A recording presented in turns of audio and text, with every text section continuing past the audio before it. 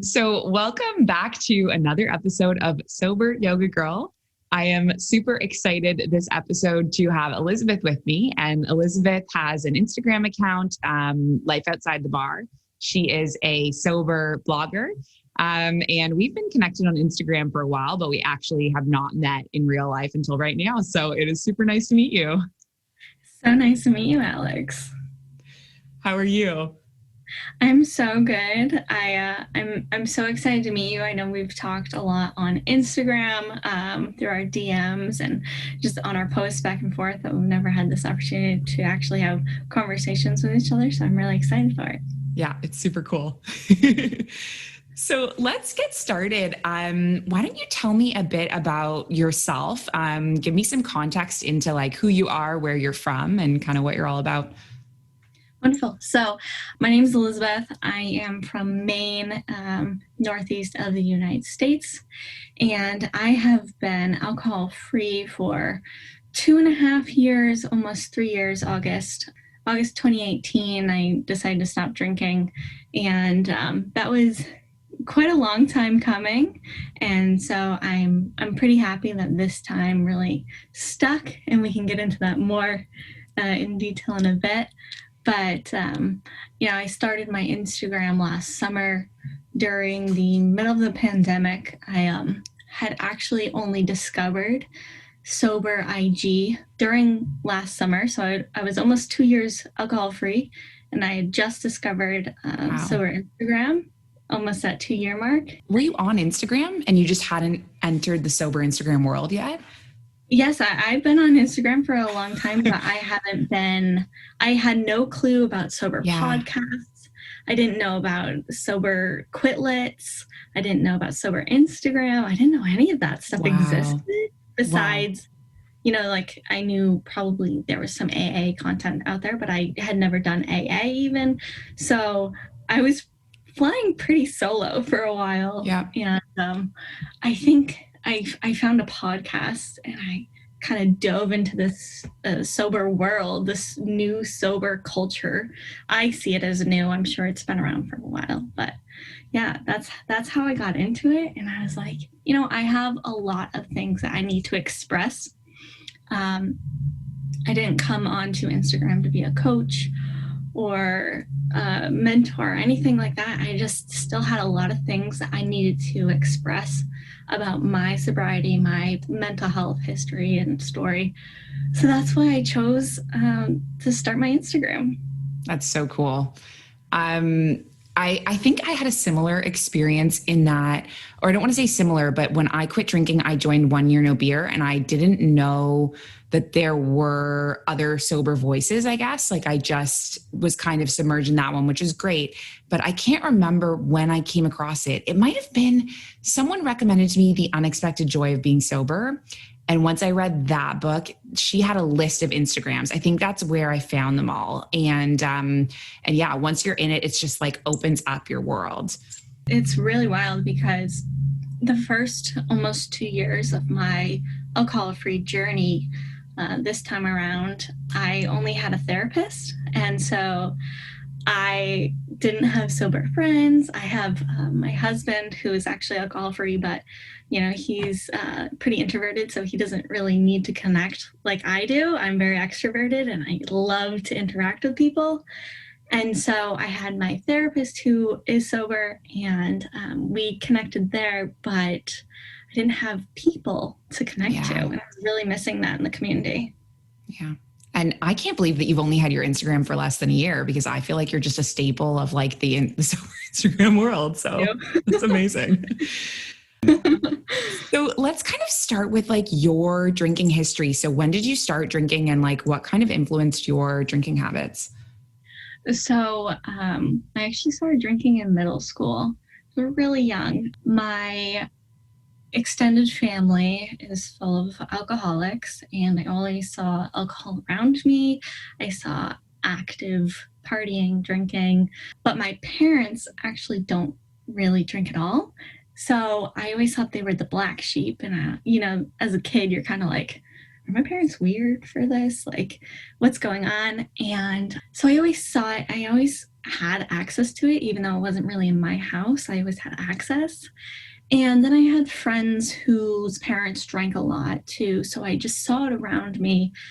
And in middle school, one day I came home from school and was at a family member's house, and they had alcohol out.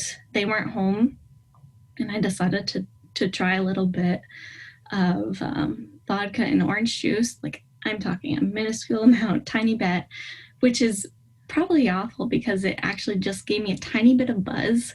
And I felt that like feeling, that I guess joy, buzz feeling that you get when you only have a little bit. And that's all I had. And I continued to do that for quite some time. I would come home from school and sneak just a tiny bit just to get that little buzz. So I didn't have that big negative reaction the first time I drank, like some people do, where, they go to some high school party and they have this, binge drinking, and then they realize it's not good. I actually had an effect where I was like, oh, this is completely fine. I only had a little, I'm fine. And, it just was around me in, middle school and high school. And it just became like fairly routine. And I started to socially drink in high school, with friends and at parties and things like that.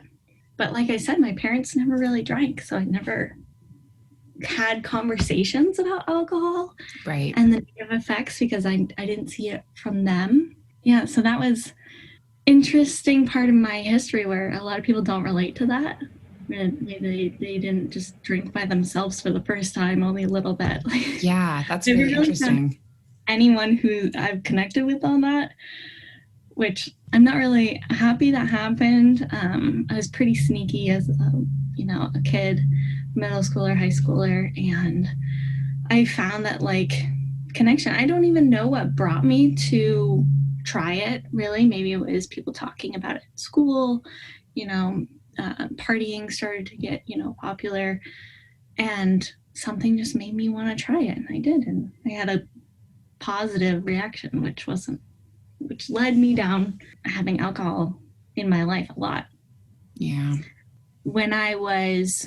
By the time I was, in later high school, I was still drinking by myself, but not just a little bit. I was, hiding alcohol in my room, and my parents would be upstairs and I'd be getting drunk by myself. And, I had a lot of depression from all of this because alcohol is a depressant, plus your teenage hormones. And so drinking by myself, I would get depressed, and then I would hide my depression. And it was just a bad cycle that I was really in for a while. Yeah. Middle school, high school. Yeah. And so how did your drinking then accelerate over time? Yes, it definitely did. I had just always had that need for alcohol to be around. And, I had a best friend in high school. We loved to get drunk together, and I had access to alcohol easily. After I got out of high school, I continued to drink, and I was getting to a point where it was, the self-medication, and I wasn't even 20 yet, and I was drinking as self-medication for all these emotions I felt that I had no place to vent to. And I actually had I would call it a rock bottom. I've had a few rock bottoms, but I had a rock bottom where I was told by an ex that I had to stop drinking. Wow. And I don't know if I was 19 or 20 at the time, but at that point, that was my first rock bottom where people were telling me, you can't drink. You can't drink. And that was the first time I was alcohol free. I decided to do that for 6 months. Prior to being 21, I'd already done 6 months alcohol free. Wow. I've had a long relationship with alcohol, and I guess the sober curious life. I had no term back then, but I had always knew that alcohol wasn't the best for me, especially in the mindset I was in. And I would try times where I would not drink for a week and try to limit myself. Or there was times where I would, do a few months like that time. And I didn't know that this whole term sober curious was out there, or even, young people being sober was a thing, or Right. even, a cool thing. I think it's cool. So. It is.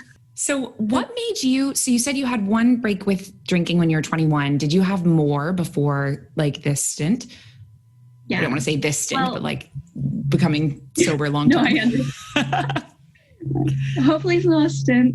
Hopefully this time it's, a lifetime for me.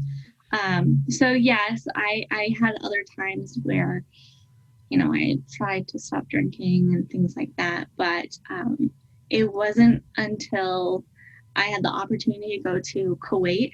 And as you know, Kuwait's a dry country. Yeah. So prior to going to Kuwait, I actively chose to stop drinking. Of course, I couldn't drink in Kuwait, but I was, going between different countries and things like that. So I could have drank them.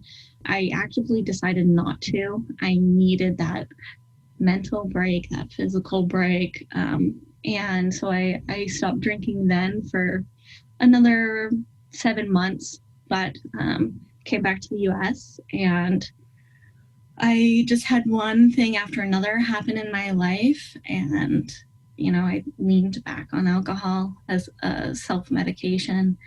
And it turned out to be one of the worst years of my life after that stint of not drinking, just because things were happening. And instead of addressing it and healing what was going on, I was self-medicating, and I had the worst anxiety during that year. I just couldn't sleep at all. And when I would, couldn't sleep, I would decide to drink and things like that. And it just was this awful cycle I was putting myself into. Yeah. And then about a year and a half after I got back from Kuwait, I actually went into this alcohol-free stint. this time I've been alcohol-free. Yeah. So it really was about a year and a half to 2 years in between, like, each of my different times of being alcohol-free. And I think, the third time's a charm, as they say. And this time I didn't just not drink. I actually sought, mental health help out. I started seeing a therapist, and just actually got the emotions I was holding in for so long, I was self-medicating against, out, which was a huge thing. I think a lot of people say this, but it's not always about the alcohol. It's about, what's inside yourself, what you're dealing with when you are abusing alcohol. And that's very true for me. Yeah, absolutely. And I think it can manifest in so many different ways. I think I wrote something on Instagram once. It's like alcohol was never the enemy. And for us, it's alcohol, but for other people, the emotions that they're dealing with might show up in disordered eating or an addiction to something else. And so I think you're definitely right in that it's often an emotional issue that we're kind of coping with in the best way we can. Right. And I completely agree with that. I'm almost 3 years alcohol free, and I've worked through a lot of the, emotional turmoil I had from childhood, and, the things I never got to work out because I was self-medicating, middle school, my early 20s. And, now I guess if I had a drink of alcohol, not that I'm planning on it, but if I did, I don't think my reactions would be the same, because like I said, it's not necessarily the alcohol. It was the emotions that the alcohol brought out, because your inhibitions are down. But after learning all the science about what alcohol does for your body, I'm like, oh I'll just stay away. It does too much. So tell me about back when you were kind of in your coming towards this time that you've quit drinking. What was it that made you finally say I'm done? Right. So I had started leaning toward the craft beer world as this, like, outlet. There's a community there. There really is a community in the craft beer world. Um, and there is so many different things to try. And then a lot of people look at beer as it's not as bad as if you're drinking vodka every day, right? Which is not true. I mean, if you're drinking beer every day, it's still alcohol every day. And so I was really deep into this craft beer world. I was actually out in Denver, and I was by myself on a work trip, and I was visiting all these breweries. And between drinking too much, being emotional, and probably the elevation, let's be honest, because I'm from the East Coast at sea level, and Denver's Mile High City, right? I had an emotional breakdown while I was drunk by myself in a city that I had never been to before. And I called my now spouse and was like, I just don't want to live like this anymore. I don't know what all this feelings that I'm having. I'm like, I'm just done. And at the time, I was saying some things that were extreme. And luckily, I didn't act on any of those extreme thoughts or anything like that. I ended up just like passing out in my bed. It was that time where I had noticed that this wasn't a new thing. I had extreme thoughts, extreme emotion swings, extreme just heaviness when I got drunk. And I saw this isn't just about the alcohol. This isn't, just trying to be a part of a community, a beer community. This is just too much more. And I need to address these emotions. When I got home, I had brought 30 pounds of beer back with me in my suitcase. Wow. That's how I had like an obsession, because I brought beer home. Like, I could have just drank it there and then hadn't brought it home. But I had started seeing a therapist the following week or two after I got home, and I started talking. I was, not going there addressing alcohol. I was just trying to focus on like, why am I feeling all these emotions? And she had brought up the idea of, well, you're very emotional. She had noticed from our conversations that I was very interested in, craft beer. She said, maybe you should try not drinking for 60 days. Just try it. And I said, we'll table that idea. It's like, nah, probably not. I actually cried when she brought up the idea. I cried. Wow. Thinking about not drinking, which is a sign there. Yeah. And so I decided to wean myself off alcohol, which again is not something I hear a lot of people talk about, but I decided I wasn't going to buy beer I liked. I would only buy crappy beer. That's so interesting. Like that. And then I put rules on myself. Okay, you can only drink on the weekends. Okay, you can only drink, one or two at a time. And so I limited myself as the weeks went on, and I was finally able to start my day one in August. So Denver was June, and then I started my day one in August. So I had to wean myself off alcohol. I would not have mentally been able to just stop, even though I needed to. But I was too invested in this idea that there's a craft beer community that's super supportive of you. And, I had all these friends and, all of this. But when it came down to it, I was having these emotional breakdowns. And I didn't have friends to turn to in the craft beer world. The whole idea of, oh, it's you, not the alcohol, kind of was a mentality. And I needed to find support. and she was giving me support. She isn't my therapist. And that's what I clung to. I was like, okay, like she's here for me, and I'm going to try to listen to her advice. Yeah. So, Wow, that's such a unique story in many ways. Like I don't remember I did a lot of therapy as a young person, and I don't remember a therapist ever suggesting to me to stop drinking. So I think that that's like really amazing that, the therapist that you were paired with was able to spot that. right. And I had, randomly stumbled upon her name. I just searched therapists in my Wow. area, and I sent her a message. She had called me back, and I was doing this all while I was in Denver, while I was having this, heavy Wow. time. And it just happened to be that she was sober, and it just Wow. happened to be what I needed. And not nowhere in her description said that she Yeah. was focused on substance abuse. That's not her actual focus. And so our paths crossed, and I'm very fortunate for it because, like you said, not a lot of therapists do bring up that because, like Yeah. you, I had gone to therapy since I was a teenager, and not once had I ever been told Yeah. to drink alcohol. Yeah, me So, too.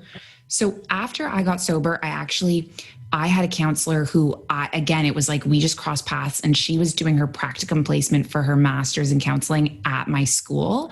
Like she was a parent at the school and was doing her hours counseling teachers. Honestly, it was like the biggest blessing ever. And she was just like upstairs from me, and she was sober, but I had already gotten sober. Like I had already quit. I was like 10 days in, and she disclosed that to me. And that was like massive, but it was, again, I think it was like we just happened upon each other at the right time. And maybe she would have suggested it to me had I, encountered her before. But before her, like I had never come across it. So that's really lucky, I think. I thought it was pretty amazing too because she's in her younger 40s, and I really look up to her. Look up. I mean, she's not that much older, but I hadn't seen a lot of younger women Yeah. being alcohol free. I had the stereotype that it was just a bunch of old men sitting in a church basement, Yeah. and your life is going to be talking about your troubles all the time.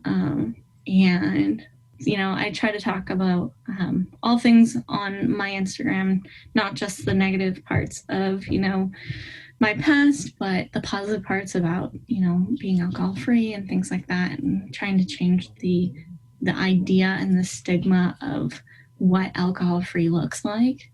So I was very fortunate to find her. Very Yeah. fortunate. Yeah.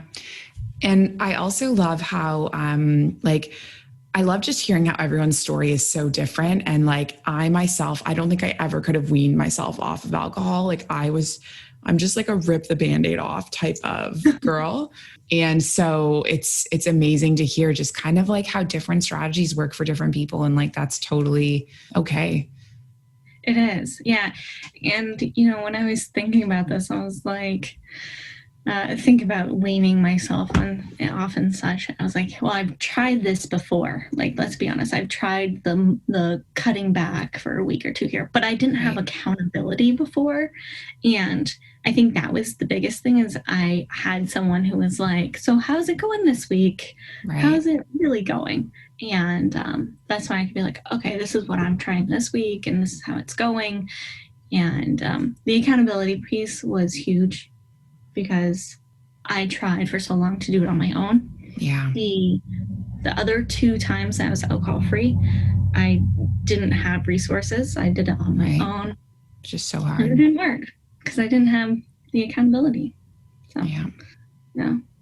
So tell me about like the process of like once you finally quit, like what was hard about it? What were the best parts about it?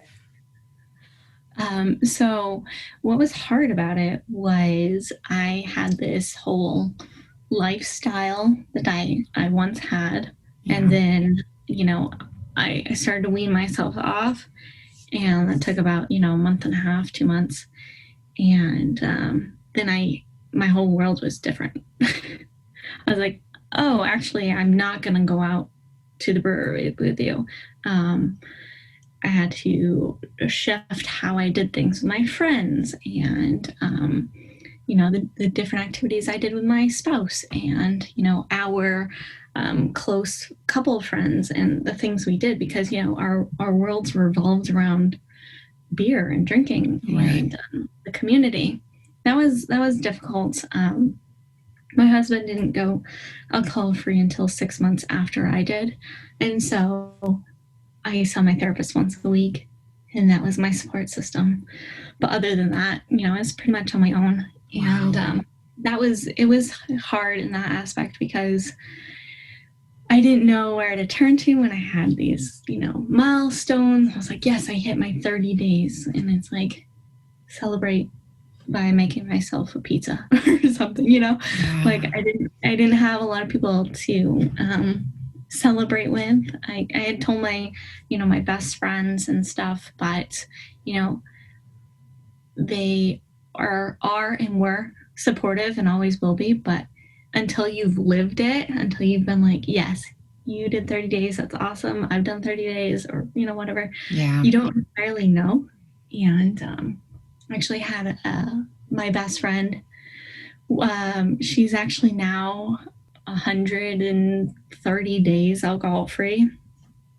And she said to me after the first between 30 to 60 days, something around there, she said, wow, I am sorry because I never realized how hard this actually is. Wow. Yeah. And I supported you, but I didn't know when you were saying like, I just did 60 days. I just did 30 days. Yeah. How big of a deal that was. And, she's now hitting these milestones. We went out for her 100-day, milestone not that long ago. And I'm really proud of her. But yeah, it took a long time for even, friends or my spouse to catch on and like see what was going on. So that was pretty hard to have that. Not as much support as I would have liked, but I didn't know there was so much support on Instagram. Yeah.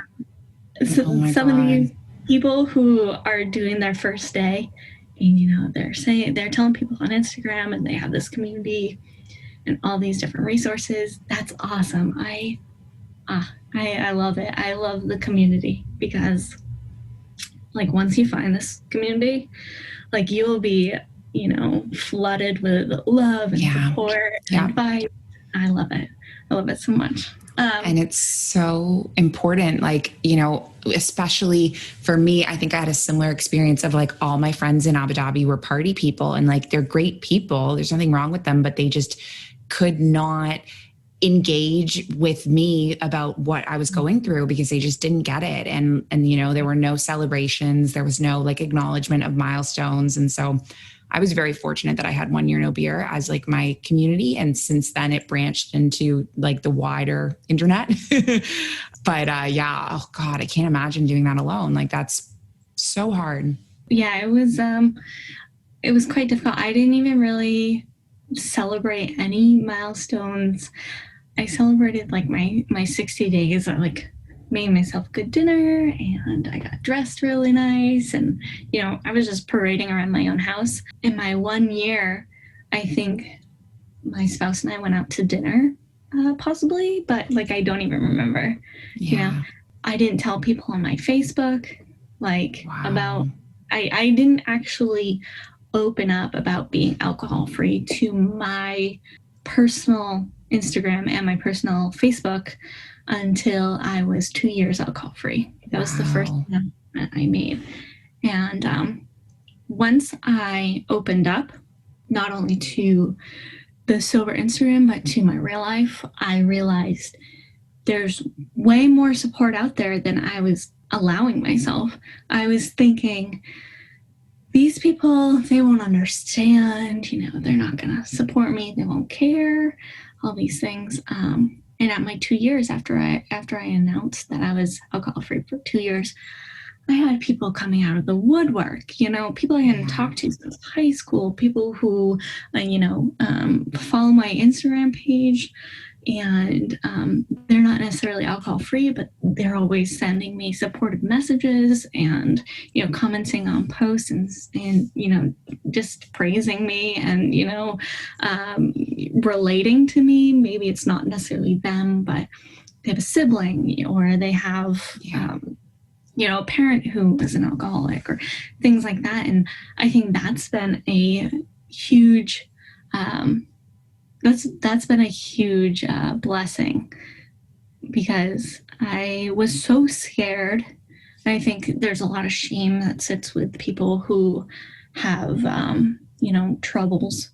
When you start to open up, you're afraid people are going to demonize you. You're afraid people aren't going to understand or they're going to judge you. Yeah. But in reality, like, it actually brought more closeness with my friends, my family, people I barely know. And because I spoke up, I've had several people, come to me and say, hey, you talked about being alcohol free. I tried it. I'm now, 6 months sober, or whatever the case may be. Like, these people didn't actually attempt to alcohol free life until I started sharing about it on my personal life, which is amazing, because there are people I'm like, oh, they wouldn't care. Why would they care? Yeah. You never know what people are thinking. And a lot of people do care, and they care for personal reasons, for themselves, and they want to change their lifestyle. That's really cool to see. Yeah. It's so true. It's like I did a post on this recently about how, one woman's Facebook post that inspired me. And I actually never even commented on it. And it was like a year later that I was able to kind of track her down through this Facebook group. And, that's a perfect example of, like, I was 7 days sober, so I didn't have the courage to say how meaningful it was to me. And I think sometimes we don't even know who we're impacting. But like, having the courage to share your story is just, it's touching people, whether, you know it or not. Right.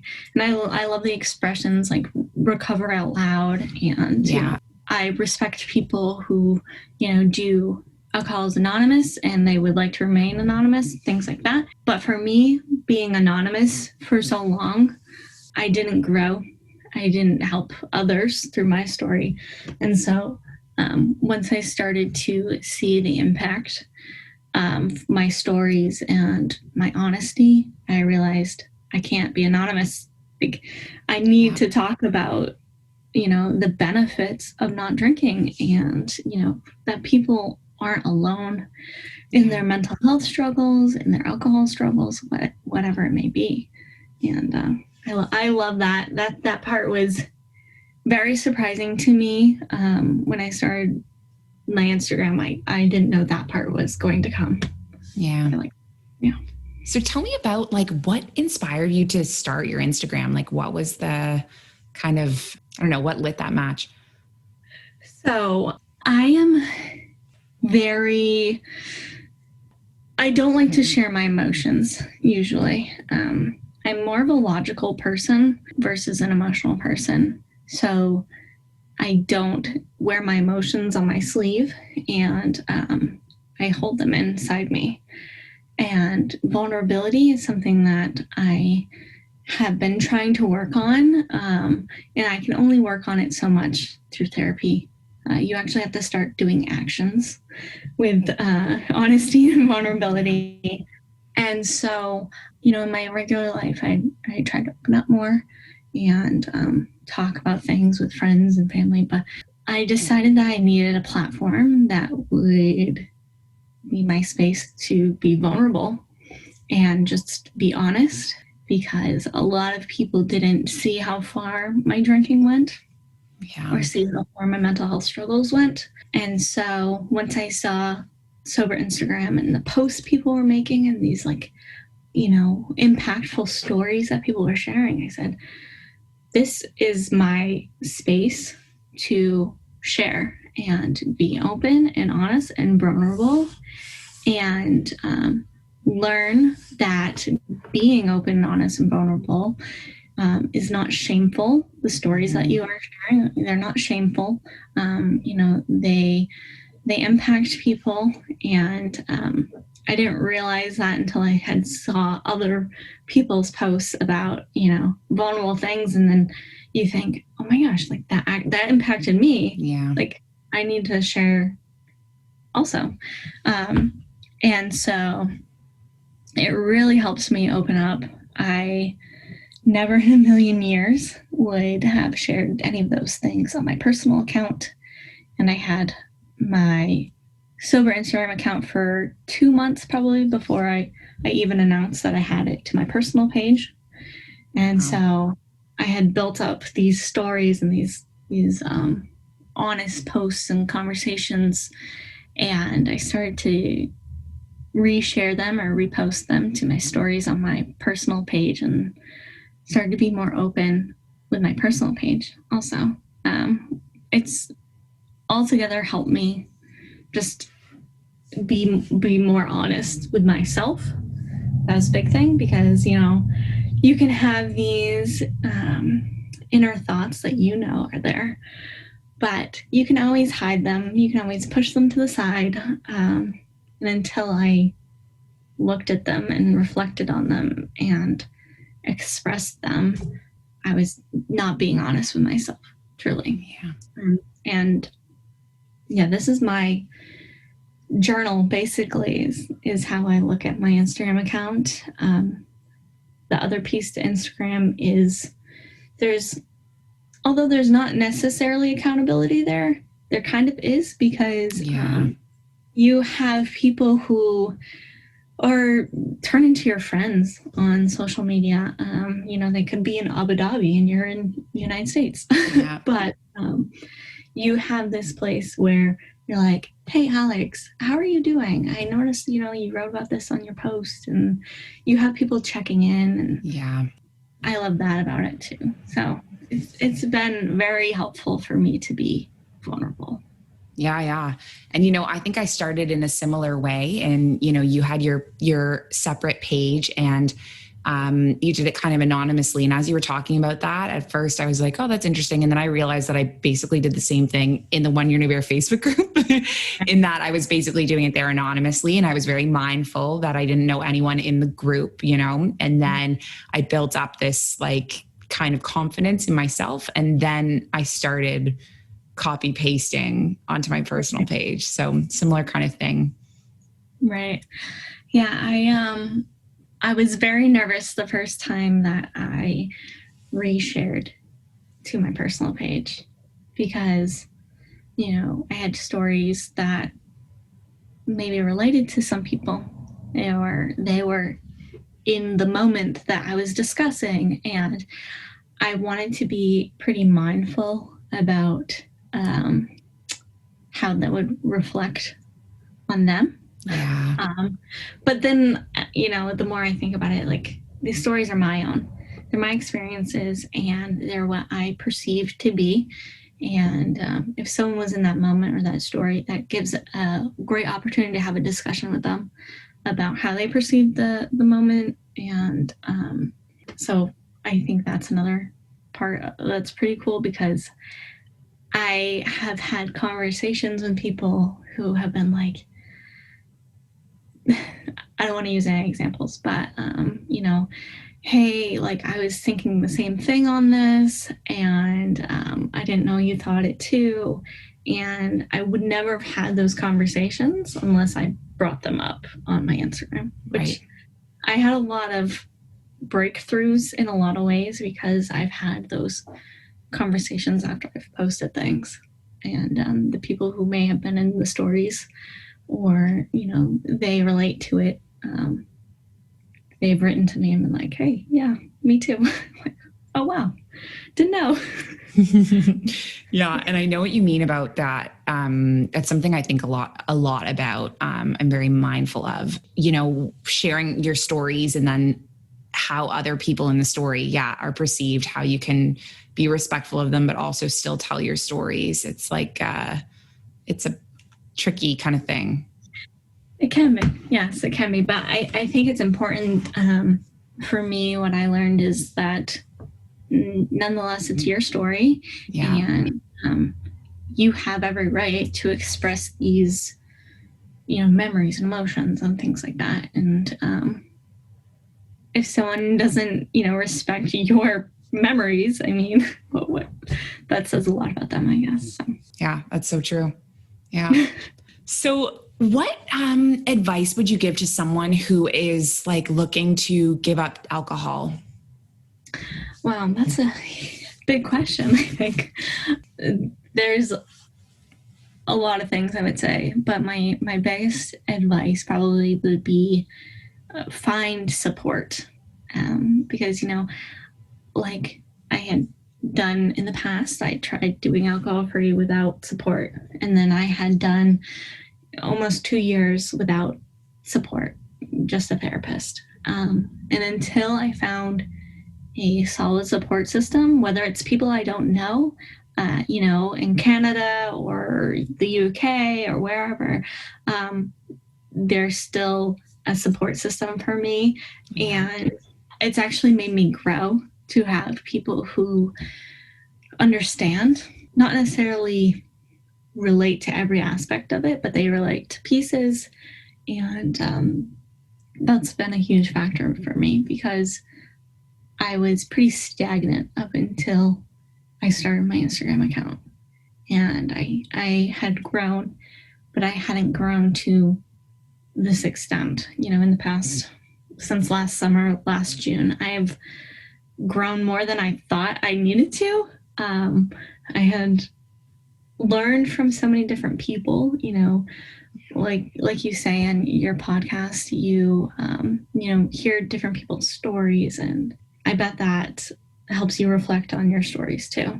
Absolutely. You're learning so much. When you hear people say, "Oh, I did it this way," and then you reflect, "Oh, well, I actually did it this way," and you learn tools from people that you never would have thought of. Like, I had no clue about like the whole concept of like play the tape forward, or just any of these little toolbox tools that people say.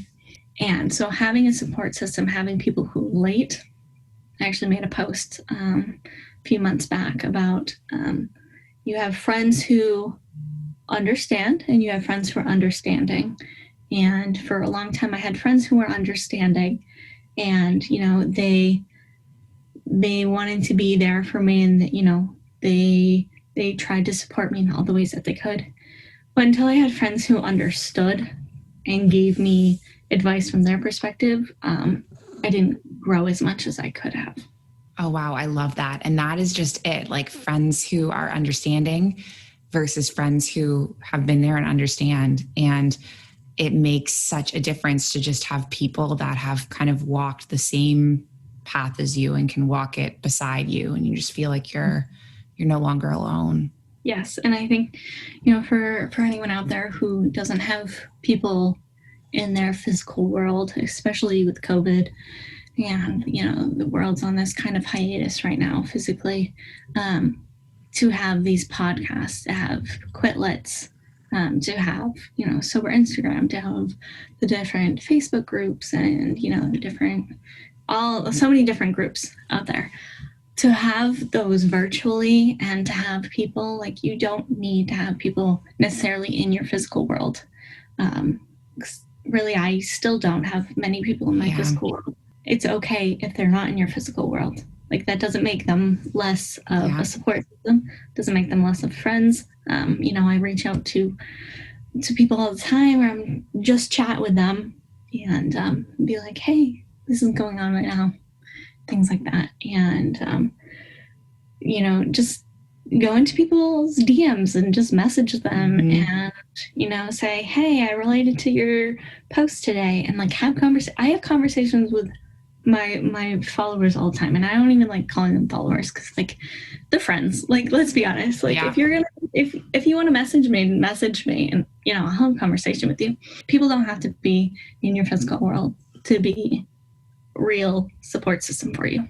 Yeah, that's so true. And like, I have met some of the most like welcoming and non-judgmental people through sober social media, you know, like I think you commented on my post about the mocktails in the Middle East. And then, you know, it was like from there, we were just like, you know, Instagram friends and it's been, I don't know how long, 6 months, 8 months. And so I think you're right. Just like having the courage, because everyone who's in the sober world has kind of been through something similar. And so you're bound to get like some kind of response. So.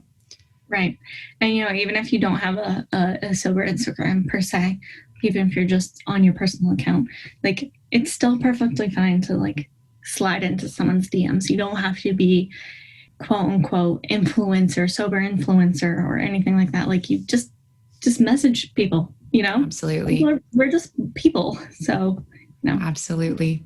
It's a good thing to end on.